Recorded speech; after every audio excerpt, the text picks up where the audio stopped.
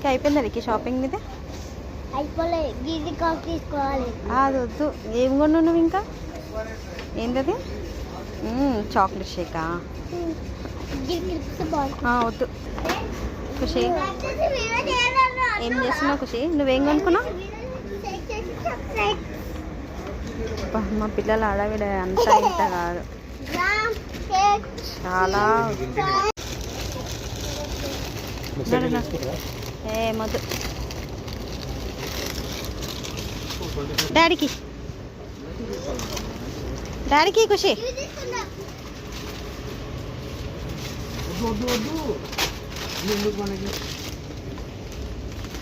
ఏం తీసుకుంటున్నావు ఖుషి?